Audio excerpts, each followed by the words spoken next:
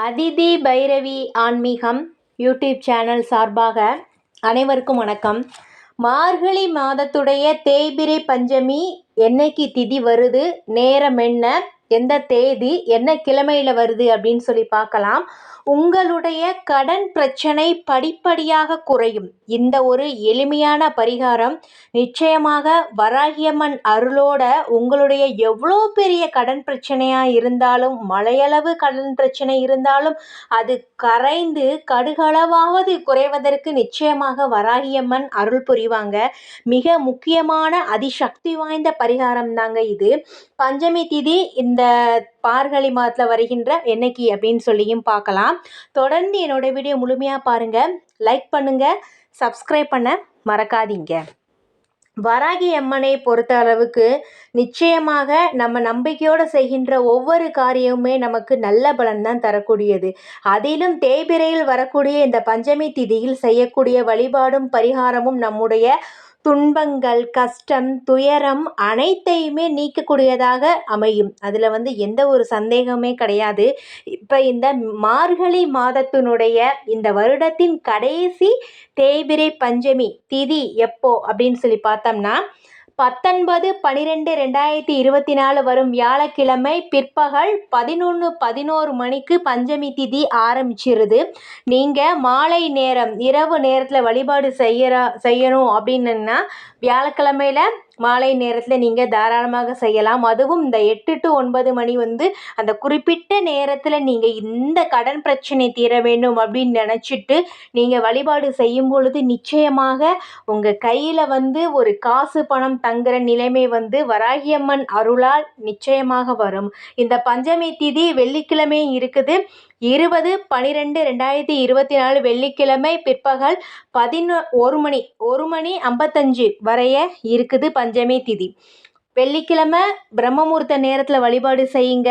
அந்த நேரமும் நம்ம வழிபாடு செய்யலாம். அதுலேயும் இந்த மார்கழி மாதம் தேவர்களே நமக்கு ஆசீர்வாதம் செய்யக்கூடியது. அதோட வராகியம்மனும் அருள் ரொம்ப பவர்ஃபுல்லானது. அந்த நேரத்தில் நீங்கள் விளக்கேற்றி அம்மாவை நினைத்து அனைத்து பிரச்சனையும் தீர வேண்டும் நினச்சி நீங்கள் வழிபாடு செய்யும் பொழுது அதோடைய பலன் சற்று கூடுதலாகவே இருக்கும்.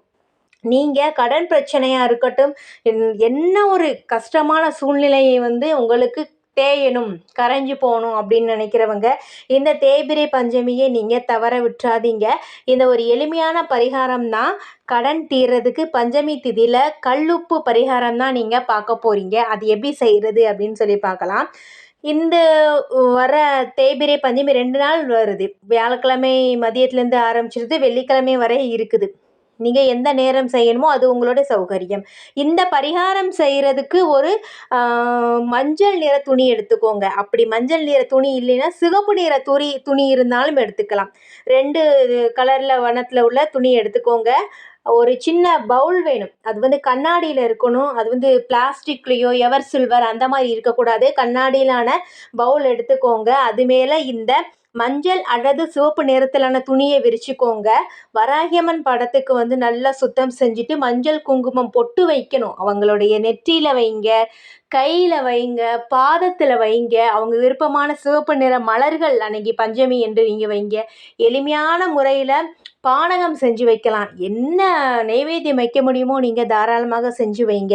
இந்த பரிகாரம் செய்யும்போது என்ன பண்ணுறீங்கன்னா இந்த நிறத்திலான துணி பவுல் எடுத்துக்கோங்க. உங்கள் கையில் என்ன பண்ணுறீங்கன்னா கல்லுப்பு எடுத்துக்கோங்க. ஒரு கைப்பிடி அளவு கல்லுப்பு. ஆனால் இந்த பரிகாரம் செய்யும்போது கல்லுப்பு பேக்கெட் புதுசாக நீங்கள் வாங்கி வச்சுக்கோங்க. அது நீங்கள் வியாழக்கிழமை காலையில் வாங்கி வச்சாலும் சரி, வெள்ளிக்கிழமை வாங்கி வச்சாலும் சரி தான். கல்லுப்பை புதுசாக வாங்கி வச்சுட்டு ஒரு கைப்பிடி அளவு கல்லுப்பகம் கையில் அழுத்தமாக டைட்டாக பிடிச்சிட்டு என்னுடைய கடன் பிரச்சனை தீரணும் அப்படின்னு நீங்கள் மனதார வேண்டிக்கணும்.